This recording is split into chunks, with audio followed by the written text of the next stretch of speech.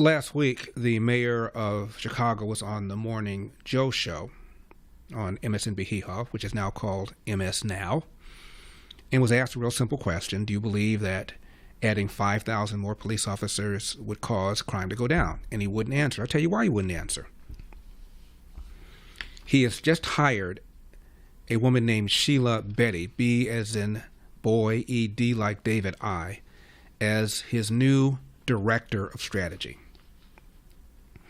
She's a Northwestern University law professor, a civil rights lawyer who has sued the city over and over and over again.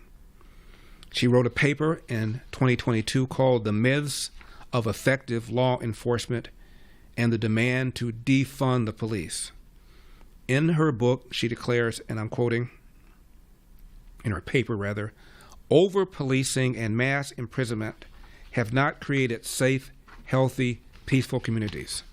To the contrary, these phenomena leave individuals traumatized and communities destabilized. End of quote.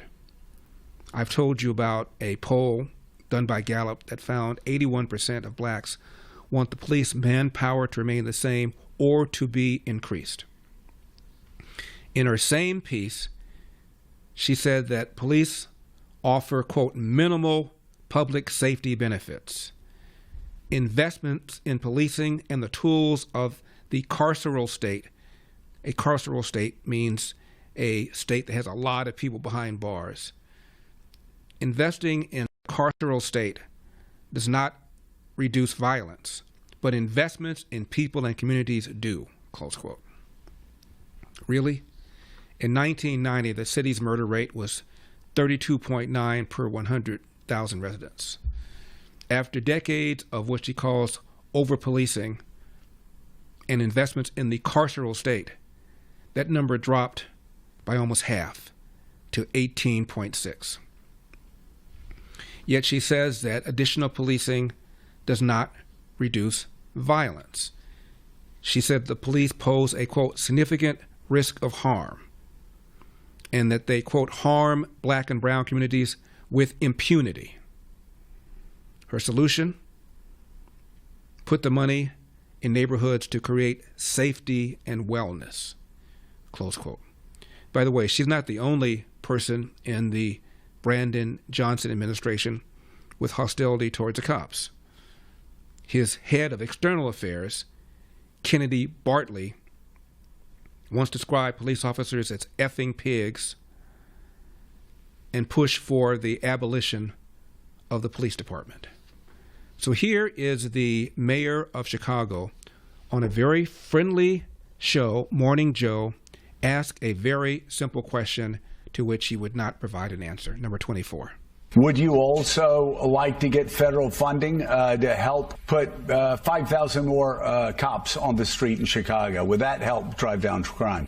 Well, look, policing by itself is not the full strategy. No, I understand that. You've talked about the other things you want, and I said those are good and important programs, but I'm asking also, would 5,000 more police officers on the street in Chicago be helpful to go along with all of those social programs that a lot of cities are engaging in and having success with? Well, look, here's the best way I can put it, Joe, is that in the 90s when I was in high school, we had 3,000 more police officers and we had 900 people being murdered every single year in Chicago. It's just not policing alone. Of course, we want more detectives.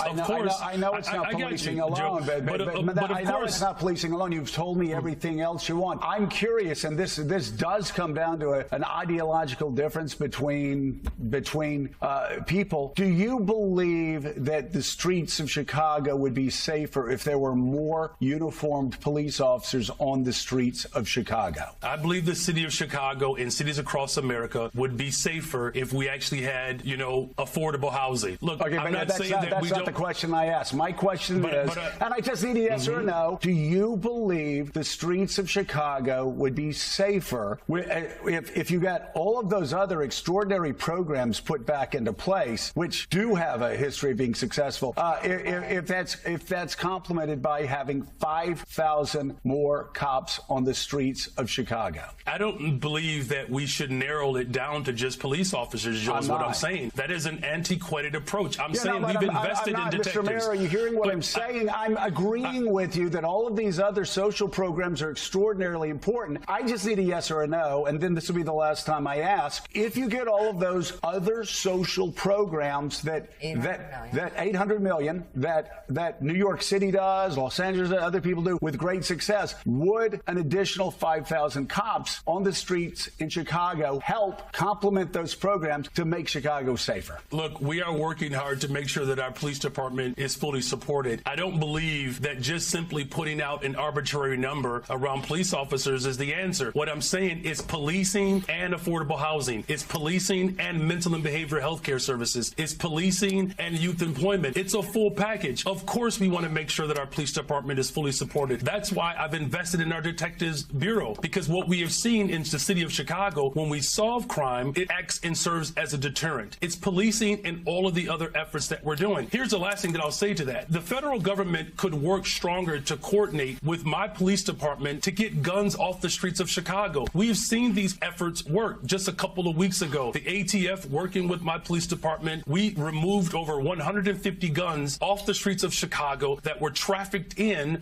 through Mississippi and Indiana. No one is saying that police officers don't play an incredible role in driving safety. They play an absolute pivotal role in that. But we have asked law enforcement to do too much. Police officers are being asked to be social workers, counselors. What I'm simply saying is, if we're going to build safe and affordable cities across America, the one thing that safe communities all have in common, they invest in people. We have a poverty issue in the city of Chicago and cities across America. Police officers alone will not put food on the table. Police officers. Okay, my head is about ready to explode.